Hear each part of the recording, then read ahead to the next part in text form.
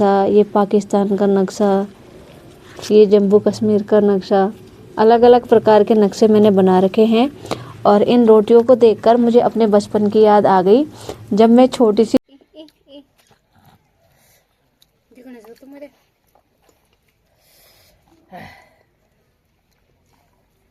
अरे यार कानू कानू ले ले ले। सबसे पहले आप सभी को मेरा प्यार भरा नमस्ते। मेरा नाम है नेहा और आप सभी का स्वागत करती हूँ देवभूमि उत्तराखंड के खूबसूरत मार्केट जगतपुरी से। बाकी आज के दिन की शुरुआत दिन के लगभग 11 बजे से कर रही हूँ और आज काफ़ी सुहावना मौसम हो रखा है और आप देख रहे होंगे पीछे से अच्छी सी तेज़ धूप खिली हुई है।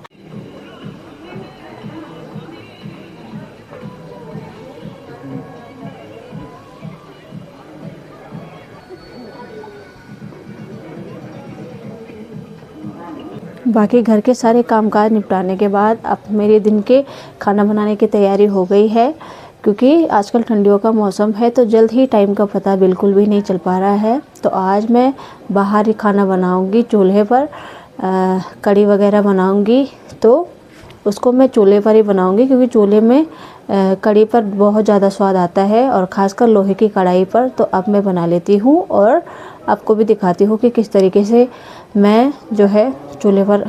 तो यहाँ पर आग भी जल गई है और मस्त वाली आग देखिए, बहुत ही तेज़ आग जल रखी है। और अब लगती है मैंने लोहे की कढ़ाई चूल्हे पर और तेल भी गर्म हो गया है। तो अब लगा देती हूँ मैं तड़का।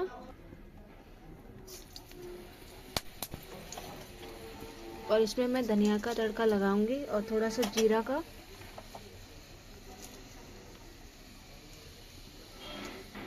और अब रख दूंगी लाल मिर्च, जो कढ़ी में बहुत ही ज़्यादा टेस्टी होती है। और ये है हमारे घर की मिर्च। और अब मिर्च भी ब्राउन होने लग गई है।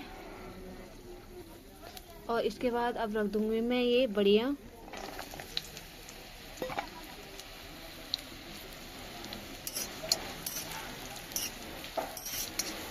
और इनको भी हल्का सा ब्राउन कर दूंगी। ये देखिए,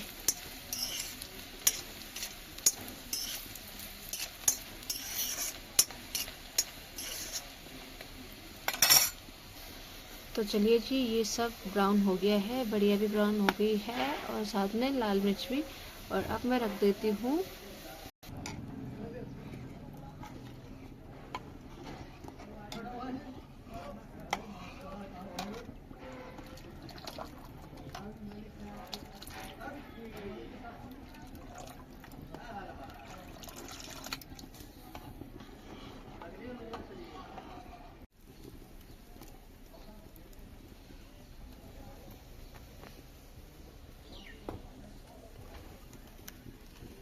और रोशनी जा रहे हैं घूमने के लिए इवनिंग वॉक पे।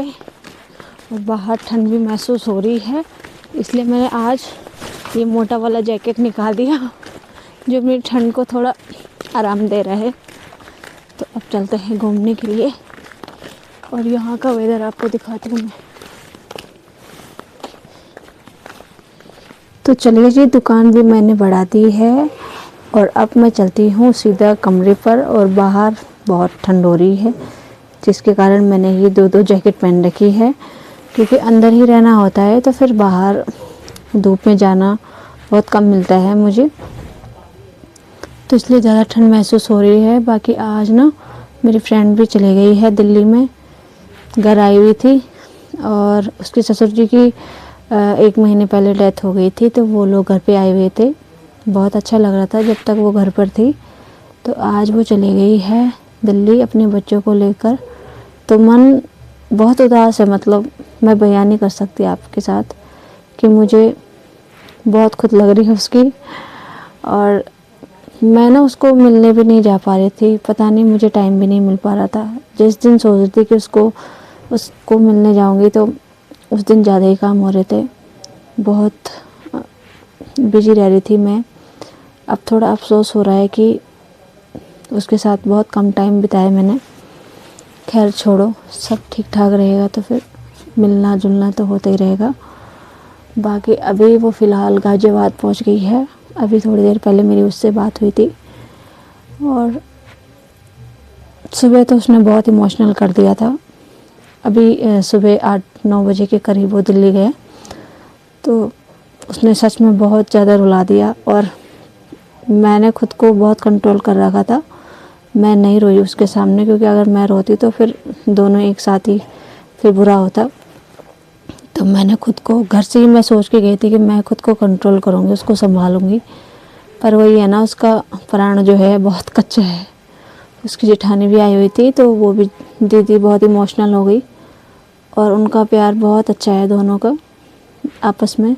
देवरानी जेठानी एक दूसरे की फीलिंग को समझते हैं तो इससे बड़ी बात और क्या हो सकती है। और लाइफ में यही तो सब है, अगर औरत ही औरत का दुख नहीं जानेगी तो और कौन जानेगा।